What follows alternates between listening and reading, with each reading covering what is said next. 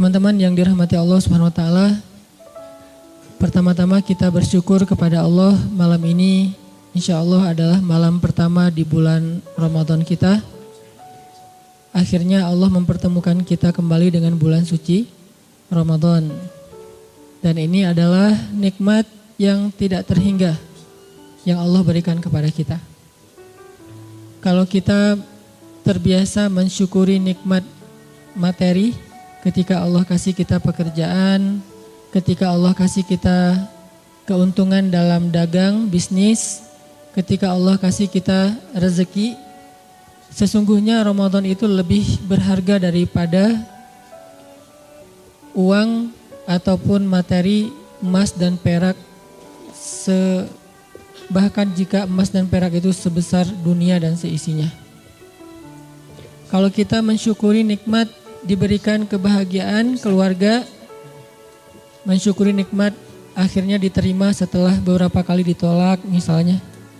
Mensyukuri nikmat bisa punya anak setelah beberapa tahun menunggu.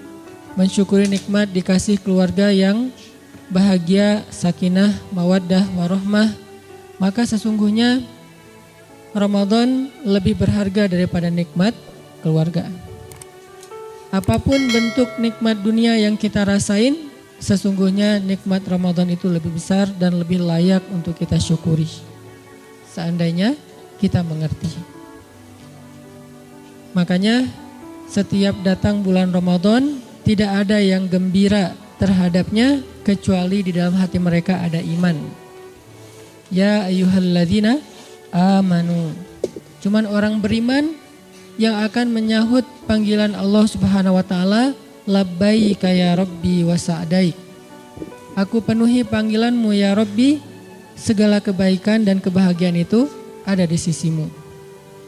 Jadi ketika Allah memanggil kita dalam bahasa Al-Quran dengan kalimat panggilan ya ayyuhalladzina amanu, maka berarti Allah memanggil orang-orang yang di dalam hatinya ada iman. Sehingga Nabi bersabda, man shoma Ramadan imanan wahtisaban. Tetap landasannya adalah iman. Sehingga tidak mungkin ada orang yang bahagia terhadap Ramadan kecuali di dalam hatinya ada iman. Makin besar bahagianya, makin besar imannya. Makin lama bahagianya, makin istiqomah keimanannya. Makin lama bahagianya sampai akhir Ramadan dan ditutup dengan kesedihan karena perpisahan dengan Ramadan, makin benar dan makin sejati imannya. Jadi bisa dibilang kebahagiaan kita terhadap datangnya bulan Ramadan adalah salah satu di antara ekspresi iman.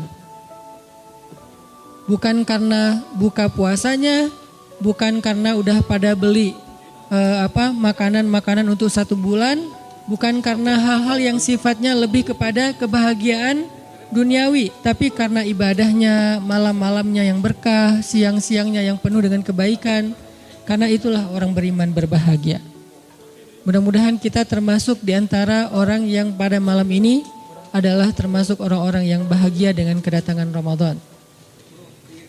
Dan ekspresi kebahagiaan kita adalah dengan berbondong-bondong mendatangi masjid untuk sholat tarawih berjamaah.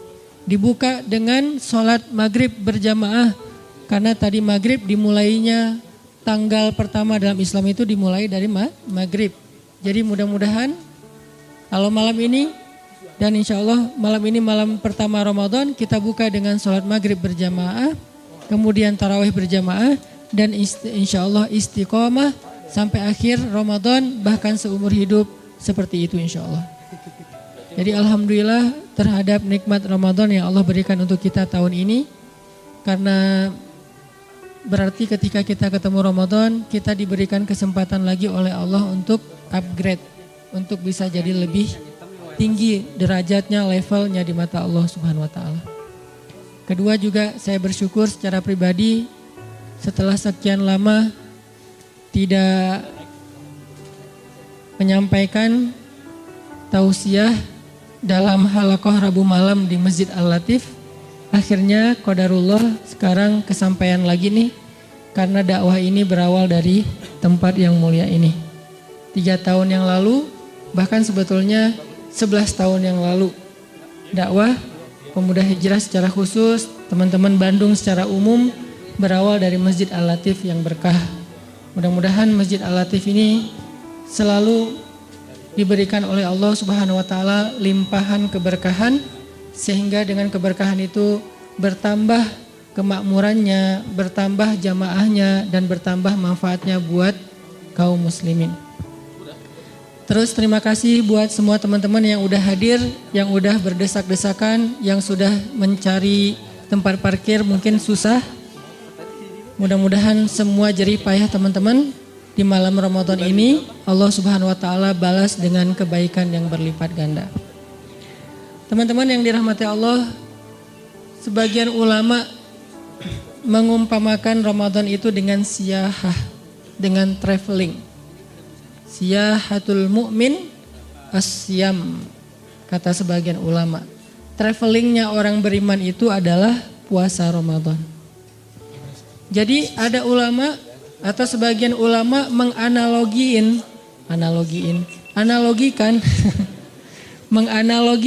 puasa Ramadan itu dengan analogi traveling. Dan ini kayaknya kita banget nih. Kenapa saya ngambil angle ini? Karena saya senang traveling. Kayaknya lebih bisa menjiwai gitu.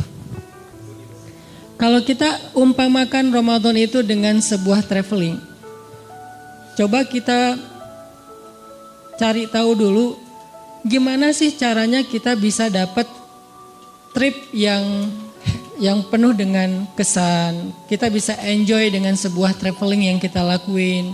Kita bisa have fun ketika lagi traveling. Apa sih yang buat kita ngerasa bahagia ketika lagi traveling? Apa yang kita lakuin supaya traveling kita itu berkualitas? Apa yang kita lakuin supaya ketika kita have trip, ketika kita ngelakuin traveling itu kita bisa enjoy banget? Nih kalau analoginya dengan siyahatu al-mu'min, travelingnya orang yang beriman. Yang pertama, kalau kita pengen traveling itu biasanya kita akan coba milih travel agent mana yang kita bakalan pakai jasanya. Sama kayak orang umroh tuh kan banyak banget tuh iklan-iklan umroh tuh. Kita bakalan membanding-bandingkan itinerary-nya, program-programnya, pembimbingnya siapa, terus juga fasilitasnya apa aja, sampai rate-nya berapa. Kita ngebandingin antara satu agent dengan agent yang lain. Kecuali emang kita anak yang backpackeran sejati gitu ya. Cuman kalau kita pergi ke sebuah tempat yang kita belum kenal, rasa-rasanya buat orang yang seperti saya agak-agak manja, traveler manja gitu. Agak kayaknya nggak mau ngambil resiko deh. Kayak kemarin misalnya saya ke Turki, terus ngambil satu trip ke daerah Kapadokia. Karena saya belum pernah sama sekali ke Kapadokia, saya nggak berani pengen backpackeran sama istri. Takutnya nanti dia ngambek karena saya ternyata nggak hafal jalan segala macam kan ya. Daripada traveling kita jadi bad mood, jadi nggak nyaman, ya udah deh kita pakai travel agent lokal. Dan ternyata benar. Seandainya saya nggak dapat advice dari agen lokal itu, saya udah pesan pesawat yang paling murah, Pegasus. Landing di Bandara Ataturk Istanbul pakai Turkish, kemudian nanti naiknya Pegasus ternyata ganti terminal atau ganti bandara. Jarak antara bandara Turkish Airlines dengan Pegasus tuh sekitar 2-3 jam. Antara 2 sampai 3 jam, kan lumayan wasting time ya, lumayan ngabisin waktu tuh. Alhamdulillahnya karena kita pakai travel agent lokal, mereka kasih tahu jangan naik Pegasus. Mungkin lebih murah sekitar $20-30 lah. Tapi kalau nyewa taksi, di sana mahal taksinya dari bandara ke bandara. Ternyata malah lebih boros dan ngabisin waktu. Oh, alhamdulillah akhirnya kita pakai Turkish dengan bagasi yang lebih banyak 20 kilo. Kalau pakai Pegasus cuma 10 kilo. Berarti barang kita yang dari Indonesia harus dititipin dulu di bandara. Kalau dititipin cost lagi gitu kan. Hal-hal yang kayak gini itu butuh advice, konsultasi dengan travel agent lokal. Sehingga ketika kita pakai jasa travel agent, kita tinggal tunggu beres doang, ngikutin aja program mereka. Itinerary-nya ketika di Kapadokia ngapain, nanti hari pertama kemana, hari kedua kemana, dibawa jalan kemana, nanti makannya di restoran lokal yang mana. Mudah, kita tinggal ngikutin doang sehingga perjalanan kita nyaman dan bisa menikmati. Kebayang gak kalau misalnya saya travelingnya di kota yang saya belum kenal, terlalu backpackeran. Yang pertama tadi udah bete gara-gara ganti terminal pesawat. Bete lagi ternyata cuma 10 kilo, gak 20 kilo bagasi. Bete lagi pas keluar turun landing di Kapadokia, ternyata harus naik taksi dulu jauh 1 jam ke Goreme, kota tempat wisatanya. Belum lagi nanti nyari-nyari hotel go show gitu kan lebih mahal daripada pesan duluan lewat agent segala macam. Pokoknya banyak BT-nya lah. Sehingga nggak maksimal. Begitu juga dengan siyahatu Ramadan, traveling bulan Ramadan. Dari awal sekarang nih, coba kita tentuin travel agent mana yang kita bakal pakai jasanya untuk traveling Ramadan kita. Apa maksudnya Ustadz? Pilih masjid, pilih komunitas, pilih program Ramadan mana yang paling cocok buat kita yang udah banyak banget di Bandung. Ada Al-Latif, ada Istiqomah, ada Salman, ada Al-Murabbi, ada Habibur Rahman, ada Al-Hidayah Arcamanik, ada di mana-mana dah pokoknya. Kita tinggal pilih travel agent Ramadan ini mana yang itinerary-nya paling cocok sama kita, yang mungkin kalau emang ada biaya infak untuk operasional rate-nya berapa, yang mungkin juga siapa pembimbingnya di situ. Sehingga dengan travel agent Ramadan kita tinggal ngikutin aja itinerary-nya, itinerary khataman 30 juz, itinerary misalnya nanti ada program belajar Al-Quran, belajar hadis, belajar apa, itinerary itikaf, itinerary apa, kita tinggal milih di antara travel agent. Ini lebih mudah buat Ramadan kita daripada kita Ramadannya backpackeran. Kalau Ramadan backpacker sendiri tuh banyak nanti bingungnya, ini ngapain lagi ya, ini gimana, dan gak ada yang mensupport kita, gak ada yang mementoring kita. Tetap berjamaah itu lebih berkah daripada sendiri. Ini nih analogi dengan poin pertama, bahwa siyahah orang yang beriman itu, travelingnya orang beriman itu adalah Ramadan. Pilih travel agent kita. Mau masjid yang mana? Atau kita bisa mix beberapa travel agent. 10 pertama misalnya di masjid A, 10 kedua di masjid B, 10 ketiga di masjid C yang paling nyaman, atau ganti-gantian masjidnya. Yang penting kita ikuti program yang sudah dibuat oleh masing-masing lembaga itu, masjid itu atau komunitas itu. Insya Allah ini akan lebih maksimal. Biarkan kita mengikuti program yang sudah dibuat, kecuali kita emang udah pro banget dalam traveling ya, emang anak traveler banget, sehingga kita bisa bikin program sendiri. Dan selain program yang udah dibikin sama travel agent Ramadan itu, kan masih ada banyak free time ya, yang kita bisa memprogram diri sendiri. Kayak misalnya program dari masjid tertentu, pagi kita tilawah bareng-bareng, nanti kan siang masih free time sampai sore. Nanti sore ada kajian hadis, menjelang berbuka, membaca hadis-hadis keutamaan Ramadan, puasa, tahajud segala macam. Dan itu kan kita kalau ngelakuin sendiri agak-agak boring kan, agak-agak garing krik-krik gitu kan. Tapi berhubung ngelakuinnya bareng dengan yang lain di sebuah grup, jadi bisa saling mentertawakan. Kayak orang lagi umroh tuh ngetawain temennya yang tadi tawaf berapa kali, yang tadi mau cium hajar aswad terus nggak jadi karena kebanting ke belakang, yang ngetawain temennya apa, yang cerita, banyak cerita kan kalau lagi satu grup. Tapi kalau sendiri agak sedikit garing sih, walaupun ini perjalanannya perjalanan spiritual. Jadi berjamaah lah, carilah sebuah program, sebuah komunitas, masjid yang kita bergabung di dalamnya, walaupun gak full 30 atau 29 hari. Ini poin pertama teman-teman, untuk memaksimalkan traveling Ramadan kita. Kedua, kalau di umroh haji itu ada istilah manasik ya. Jadi sebelum orang berangkat ke sana, di sini ada Ustadz Luman yang lebih pro dari saya nih dalam bab umroh. Punten Ustadz. Kalau mau berangkat umroh itu kan suka ada manasik. Kadang-kadang sekali, 2 kali, kalau haji bahkan beberapa kali secara reguler. Apa fungsi manasik? Supaya kita belajar tentang fikih ibadah selama kita berada di umroh. Dan ternyata manasik ini walaupun istilahnya identik dengan umroh dan haji, tapi juga berlaku dalam puasa Ramadan. Kita perlu belajar dulu nih. Jangan-jangan apa yang pernah kita baca tahun lalu udah lupa. Kayak misalnya kalau udah yang standar lah ya, kalau udah witir pas tarawih masih boleh witir lagi enggak Ustadz? Standar kan? Ini setiap tahun dijawab tapi setiap tahun ditanya gitu. Ustadz, imsak itu yang mana? Pas bunyi telolet atau pas azan. Nah ini dari tanya terus setiap tahun udah ada jawabannya. Terus Ustadz kalau misalnya kita, maaf buat yang udah nikah, yang jomblo tutup telinga dulu. Buat yang udah nikah kalau ciuman di siang hari batal puasa enggak? Saya bilang ciumannya gimana? Coba diperjelas, ada videonya enggak? Modus ya. Ternyata udah pernah ditanya juga oleh sahabat kepada Nabi. Gimana kalau misalnya kita azan subuh artinya udah lewat waktu imsak. Tapi kita masih belum mandi besar, masih junub. Apakah puasa kita sah? Pertanyaan-pertanyaan yang lebih kepada tutorial puasa.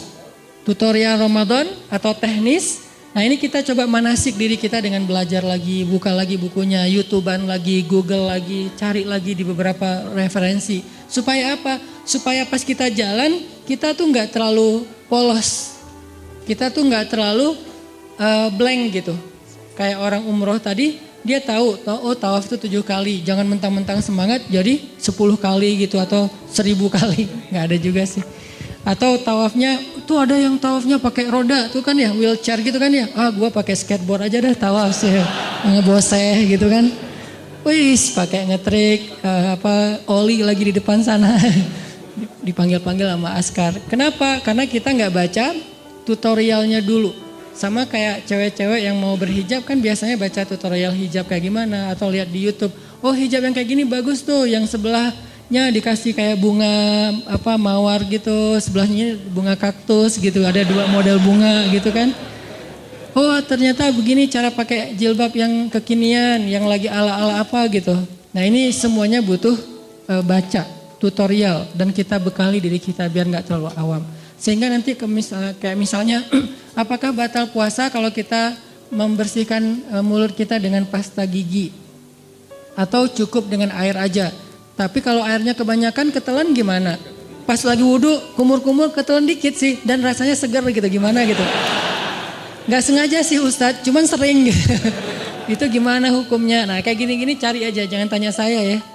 Coba cari. Kita googling bareng-bareng, nanti insya Allah juga akan ada kajian-kajian yang banyak.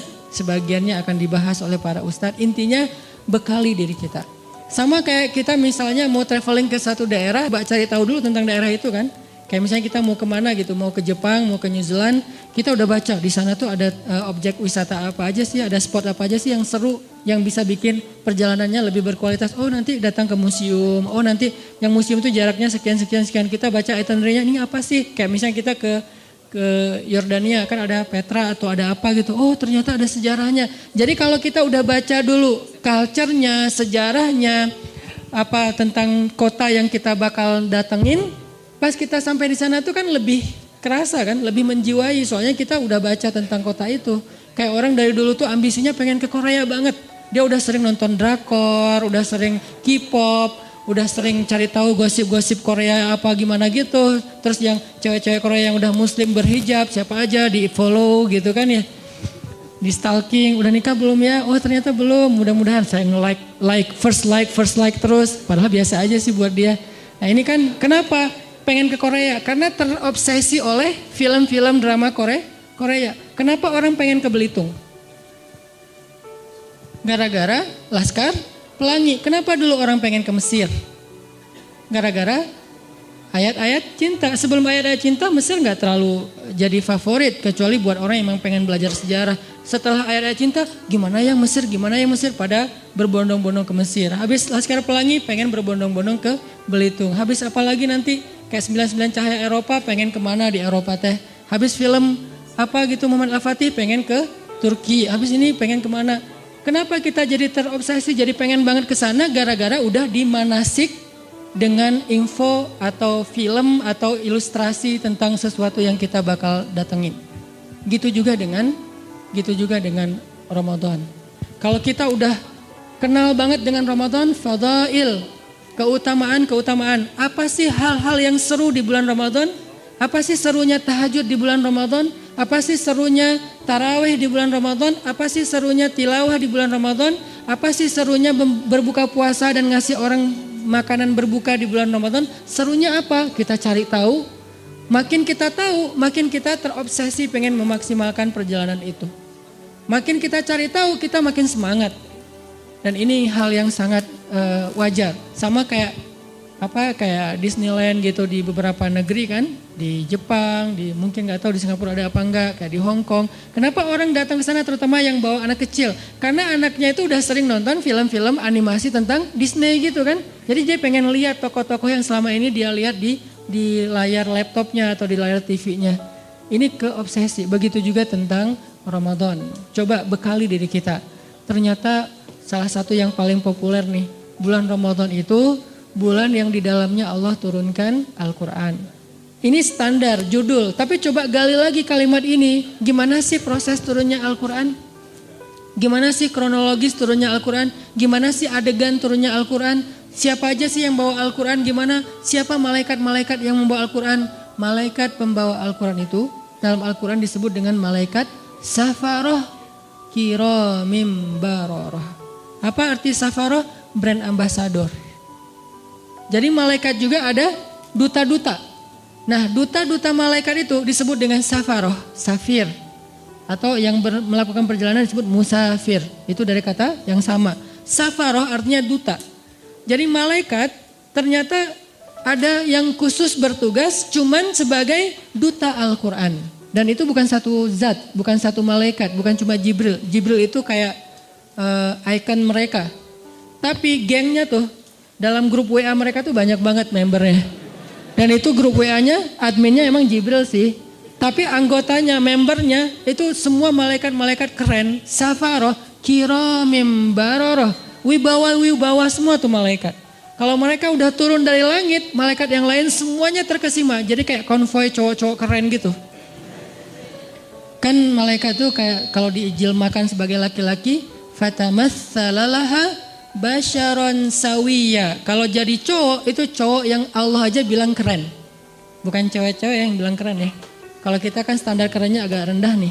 Siapa aja keren di mata kita kan. Keren. Mungkin sebagiannya jujur, sebagiannya basa-basi. Soalnya keren ya, basa-basi. Tapi ada juga sih yang jujur. Istri. Maaf ya.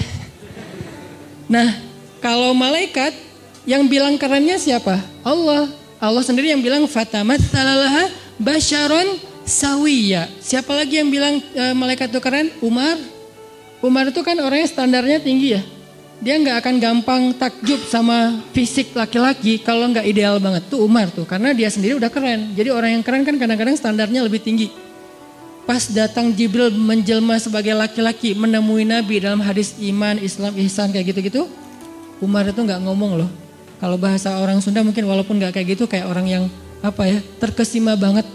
Saking terkesima mungkin kalau ada kita di situ udah calangapan gitu lah. Jibril. Waktu itu belum dikasih tahu kalau itu Jibril. Panggilan kerennya tuh Gabriel _ malaikat gitu kan ya. Datang Nabi, Jibril. Terus duduk lututnya bertaut dengan lutut Nabi. Itu kan keren banget ya. Salah satu cara private belajar tuh kayak gitu, berdua.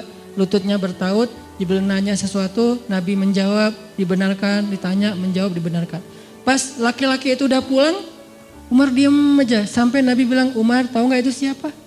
Siapa ya Rasul? Itu Jibril. Tahu gitu tadi selfie, minta tanda tangan apa gitu. Kalau kita ya, ternyata dia Jibril. Wah, para sahabat terkesima. Emang keren banget. Wajar kalau Maryam aja kaget. Maryam itu kan nggak tertarik sama cowok ya. Saking mulianya, saking solehanya, di list kontak handphonenya Maryam itu nggak ada nama cowok loh kecuali 3.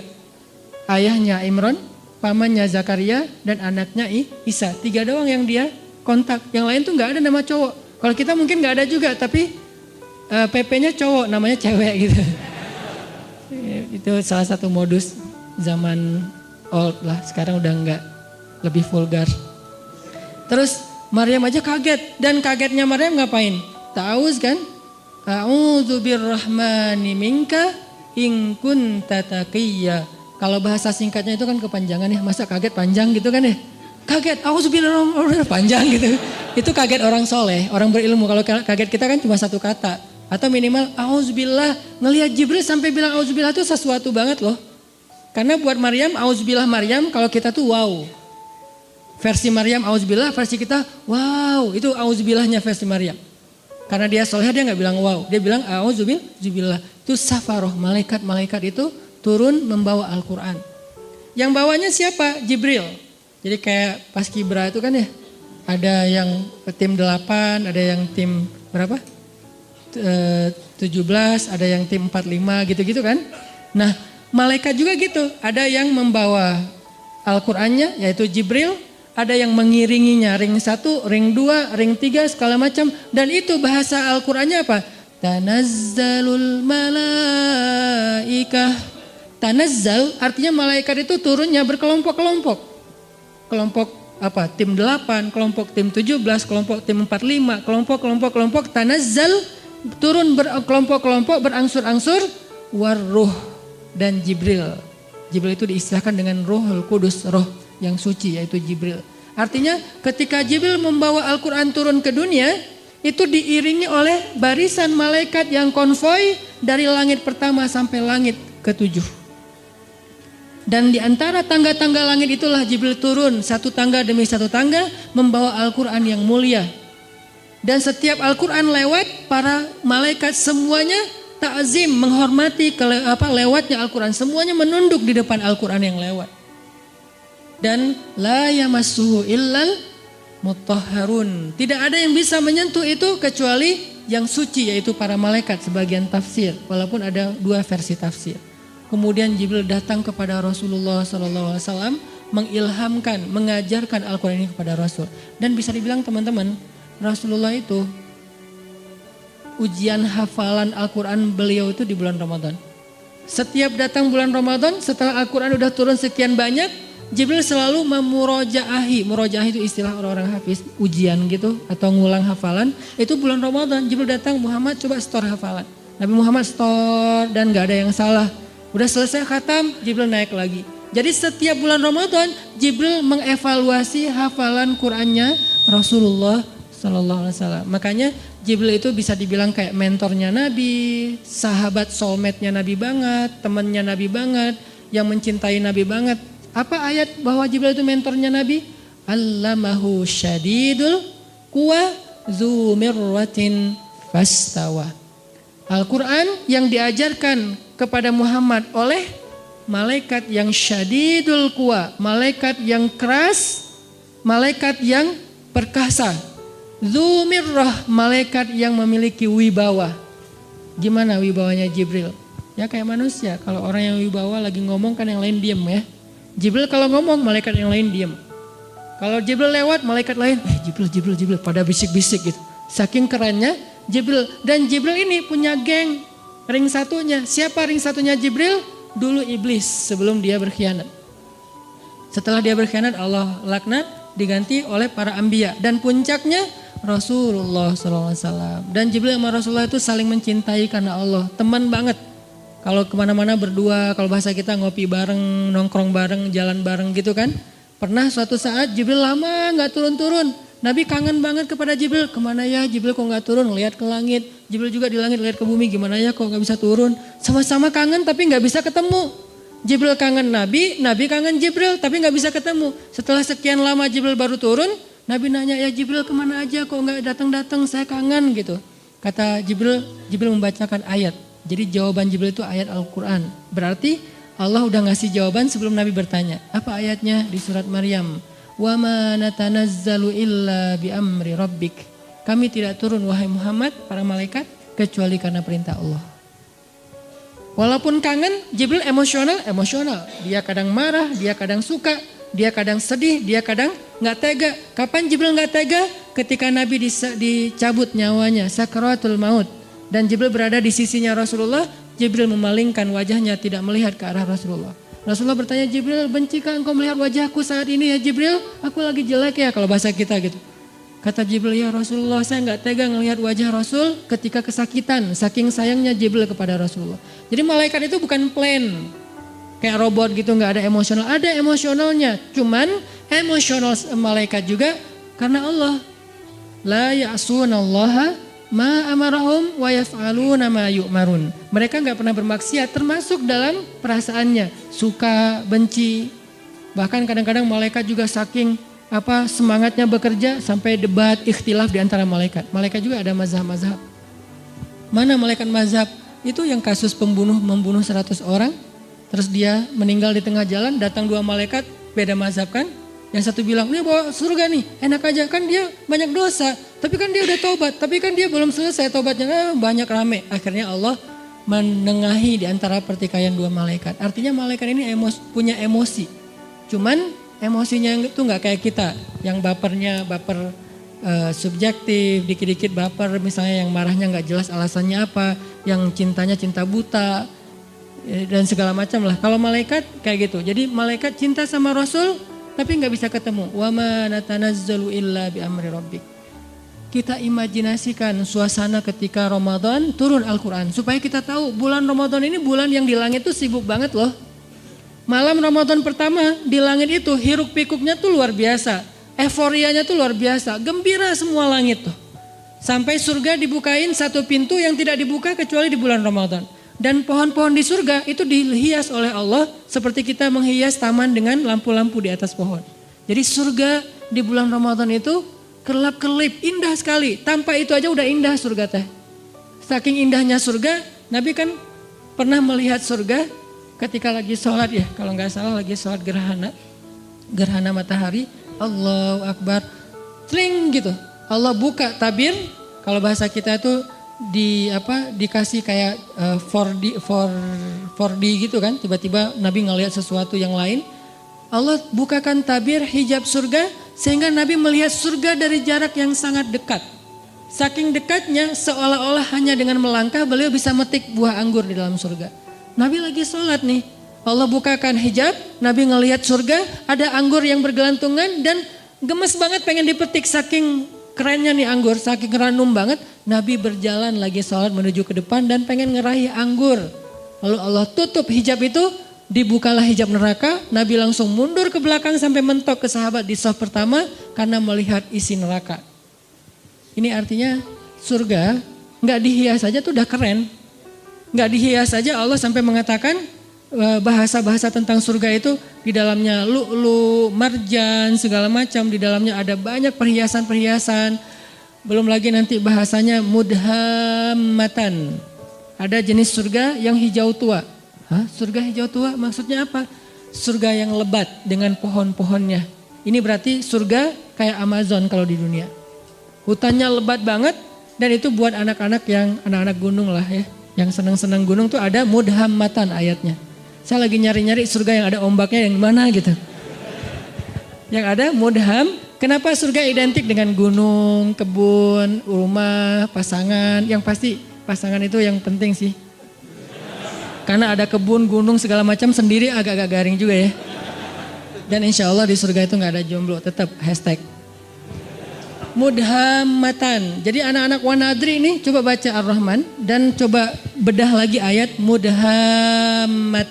Surganya hijau tua. Kenapa hijau tua? Saking lebatnya hutan di dalam surga. Kayak gimana jenis pohon di dalam surga? Satu pohonnya kita berjalan di bawahnya 100 tahun, itu belum keluar dari naungan dahan-dahannya. Kan di daerah Taman Sari gitu kan, ada pohon-pohon yang kebun binatang yang gede banget ya, melintasi jalan. Itu baru di dunia aja udah kayak gitu pohon, gimana di surga. Sehingga kalau kita berjalan di bawahnya 100 tahun, naik onta nih 100 tahun, belum keluar dari dahan atau naungan keteduhan satu pohon doang. Makanya disebut mudhammatan, hijau tua, lebat banget. Siapa yang ada di sana? Itu tempat spot buat berburu. Karena salah satu hobi nanti penghuni surga, terutama yang cowok-cowok berburu. Cewek-cewek nemenin cowoknya berburu. Berburu, kita udah, dan berburunya udah jago, bukan meleset-meleset wae ya. Jadi gak seru juga kan, meleset akhirnya stres. Kenapa gak dapat buruan? Masa di surga stres gitu? Pastilah. Nanti kalau yang tadi main air pasti udah jadi tiba-tiba jadi kayak Kelly Slater gitu. Tiba-tiba jadi main di barrel gitu, udah jago pro surfer gitu. Karena di sana tuh udah nggak ada lagi yang setengah-setengah, semuanya jadi pro. La khaufun alaihim wala. Nah, gambaran emosional, perasaan manusia di dalam surga, la khaufun alaihim wala hum yahzanun. Nggak ada lagi rasa takut, khawatir, dan nggak ada lagi rasa kecewa atau sedih. Terus gambaran rumah di dalam surga, rumah yang tidak ada teriakan di dalamnya dan tidak ada ucapan-ucapan tercelah. Itu rumah surga. Sakinah mawadahnya surga itu nggak ada teriakan, nggak ada ucapan tercela. Setiap hari yang kita dengar dari pasangan kita kalimat yang indah. Pasangan kita nggak mungkin ngecewain kita di surga. Kalau di dunia kadang manyun, wajar lah ya. Kadang salah ngomong, wajar manusia. Tapi di surga nggak ada yang kayak gitu. Semuanya nikmat. Dan malam Ramadan, surga yang indah itu Allah hias. Jadi kita bayangkan, kita imajinasikan. Kenapa Nabi ngomong sedetail ini? Supaya kita berimajinasi tentang keadaan Ramadan. Sampai yang saya pernah cerita, Nabi pernah Allah perlihatkan surga dalam mimpi kan? Dan mimpinya Nabi itu bagian dari mi'rajnya beliau naik ke langit. Ngelihat sebuah istana yang indah. Istananya tembus pandang jadi kayak kaca gitu. Kemudian di dalam istana, di sebelah istana itu ada seorang cewek lagi main ayunan. Terus Nabi nanya kepada Jibril, itu cewek itu siapa? Itu rumah siapa? Rumah Umar. Langsung Nabi memalingkan wajahnya karena ternyata itu istrinya Umar. Ini menunjukkan bahwa surga itu real teman-teman. Dan sekarang udah ada. Surga itu bukan diciptakan nanti setelah kiamat, enggak. Surga itu salah satu di antara ciptaan-ciptaan Allah yang awal. Jadi awalun juga tuh surga, neraka, al-qalam yang kayak gitu-gitu tuh awalun loh yang awal-awal diciptakan. Jadi surga sekarang udah ada, cuman beda dimensi sama kita. Kalau Allah berkehendak, kita hanya perlu waktu beberapa detik untuk sampai ke sana kayak Nabi berisra dan mi'raj.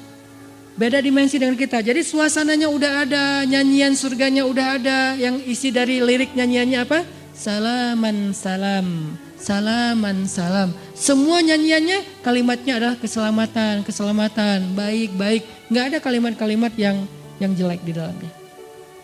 Ini artinya Ramadan adalah bulan yang sangat istimewa di sisi Allah. Sehingga kita hayati itu teman-teman. Itu yang kedua. Yang ketiga yang ada 4 yang kita cari dalam traveling. Yang ketiga adalah bangun mood. Karena kalau kita traveling gak ngejaga mood, itu biasanya juga tadi garing kan. Walaupun tempatnya keren, fasilitasnya bagus, itinerary-nya udah lengkap banget. Tapi karena kita gak mood, kenapa gak mood? Bisa jadi tadi sakit hati, baper, bete, ada haters di followers kita. Ada yang komen negatif ke kita di akun. Sesuatu yang simple banget tapi bisa bikin mood kita hilang. Kan gak nyaman lagi ya perjalanan. Kebayang gak sih kalau orang lagi umroh, lagi traveling suami istri yang tadinya niatnya pengen honeymoon. Tiba-tiba kayak ada sedikit keributan gitu. Di dalam hotel bertengkar, akhirnya yang satu tidur di lantai di sofa, satu lagi tidur di kasur. Atau pas keluar makan sarapan, keluar sendiri-sendiri, terus pas jalannya masing-masing sendiri-sendiri, gak saling menyapa. Buat apa traveling kalau kayak gitu kan gak nyaman banget nih. Kenapa bisa jadi gini? Karena moodnya hilang. Gak sedikit loh orang yang berangkat umroh, sampai di sana malah diam-diaman. Yang tadinya udah happy-happyan, kita umroh pertama nih berdua, sampai di sana ada masalah sepele, akhirnya diam-diaman. Mungkin masalah sepelenya apa? Katanya tadi nungguin saya di pintu, saya tungguin lama ternyata udah makan duluan di hotel. Akhirnya ngambek misalnya. Katanya mau apa, mau umroh apa, mau tawaf bareng. Tapi kok kamu pergi duluan sama teman-teman, akhirnya ngambek. Bisa ada apa aja yang bisa bikin mood kita drop. Gitu juga Ramadan. Mood Ramadan sangat ditentuin dengan keadaan dalam hati kita. Gimana supaya hati kita selalu mood imannya baik buat ibadah-ibadah Ramadan? Banyak istighfar teman-teman. Karena yang bikin mood iman kita drop, dosa. Saya selalu ngulang-ulang kalimat dari ulama, min awwalil khair an tatrukas syarr. Awal dari semua kebaikan itu tinggalin dosa. Salah satu cara ninggalin dosa, istighfar. Sehingga kalau kita membiasakan istighfar, insya Allah mood kita tuh naik lagi tuh. Istighfar tuh kayak charging. Jadi makin sering kita istighfar, makin naik persentase mood kita. Sehingga ketika puncaknya mood kita lagi ngejos banget, itu semua ibadah tuh ringan loh. Sholat 1 juz ringan, malah dianggap kok 1 juz sih, bukan 10 juz. Pas 10 juz kok 10 juz sih gak khatam sekalian, wah ngeri nih. Sholat tahajud udah dia taraweh plus tahajud lagi, walaupun ada mazahib lah ya. Dia tahajud lagi di rumah. Kalau tadi kenapa tahajud lagi? Soalnya tadi kan tarawehnya crowd, saya pengen tahajud berdua. Boleh gak gandengan? Allah, gak boleh. Rasul juga yang paling romantis gak gitu-gitu amat gitu kan ya. Oh ya udah deketan aja deh, jangan jauh-jauh tuh, deketan lagi. Kenapa sih harus deketan? Soalnya kalau kamu jauh hafalan saya suka lupa. Udah deketan tetap lupa. Jadi semangat banget gitu. Pengen tahajud semangat, pengen ngasih makan orang berbuka semangat, tilawah semangat. Apa aja lah pokoknya kebaikan-kebaikan karena moodnya lagi dapat istighfar. Dan yang terakhir yang keempat, ini juga penting teman-teman. Kita tuh traveling tuh akan bakal jadi fun dan enjoy banget kalau kita perginya dengan seorang teman, partner traveling yang sehobi sama kita. Itu bakalan enjoy banget. Misalnya yang seneng di air. Kebayang gak sih kita traveling ke laut sama teman kita yang takut hitam? Bete banget kan? Nyemplung yuk. Malas hitam gitu. Kalau saya kan emang gak takut hitam karena udah kagok kan. Ya udah sekalian lah gitu. Saya gitu nggak gitu juga tetap aja dibilang hitam. Ya udah kagok lah sekalian hitam gitu. Walaupun tetap rempong pakai segala macam. Biar nggak bertambah daripada nanti nggak dibukain pintu sama istri. Soalnya nggak kenal siapa sih ini. Kebayang kita lagi senang-senangnya main air, pergi ke wisatanya ke laut, tapi teman kita takut hitam atau teman kita nggak senang air, dia duduk aja di warung minum es kelapa muda, makan ikan segala macam. Kita sendiri yang garing, karena saya pernah traveling di sebuah tempat, saya udah nyemplung, snorkeling gitu, free dive nggak jelas gitu. Kenapa nggak jelas free dive tapi cuma setengah meter gitu, free dive gitu. Karena khawatir kalau yang jurang-jurang di dalam laut. Pokoknya lagi free dive gitu, teman-teman pada selfie-an gitu.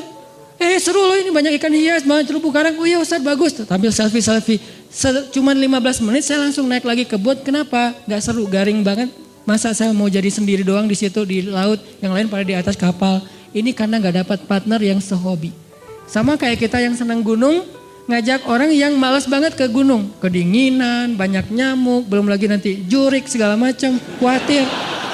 Masa saya mau ke belakang, terus bangunin kita, kenapa? Takut gitu kan ya. Kan gak seru banget kan. Belum lagi dia lebay gitu orangnya ke gunung kayak nonton film horor. Dikit-dikit peluk gitu.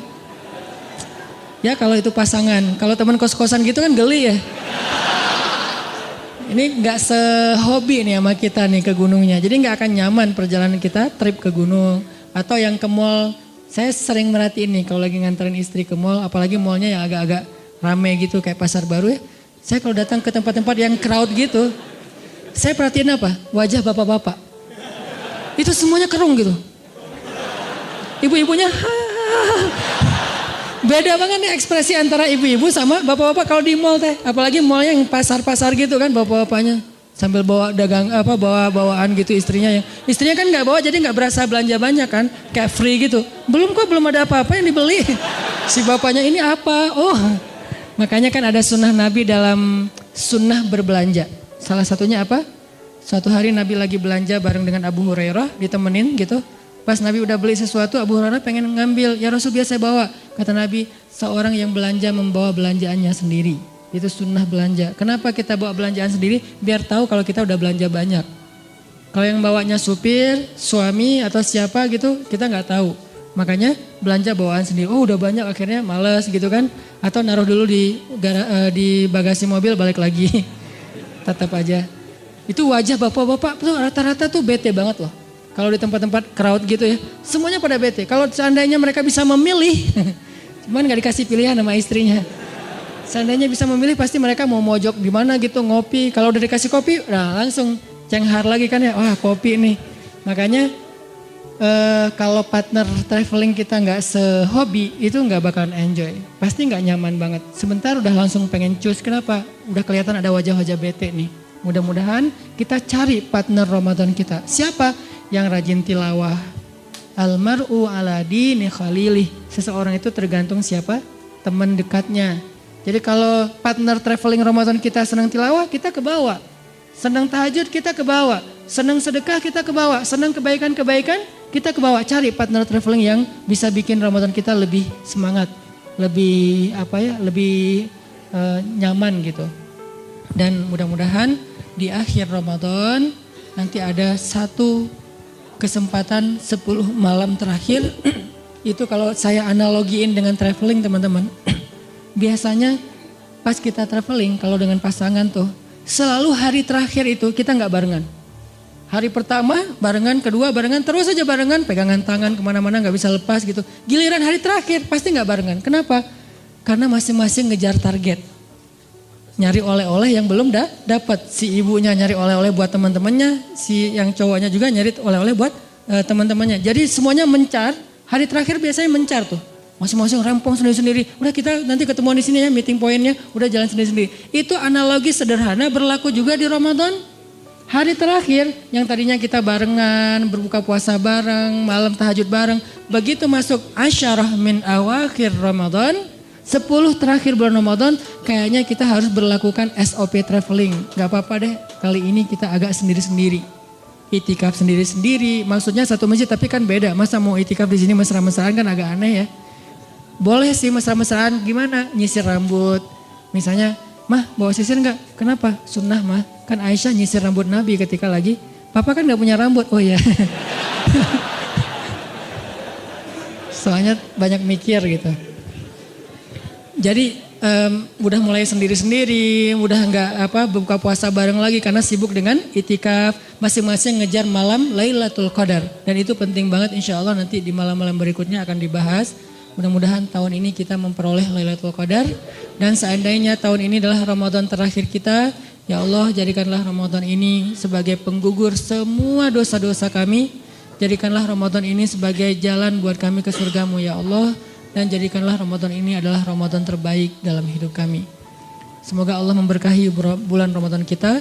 Kullu am wa antum bi khair. Ramadan karim. Billahi taufiq wal hidayah. Wassalamualaikum warahmatullahi wabarakatuh.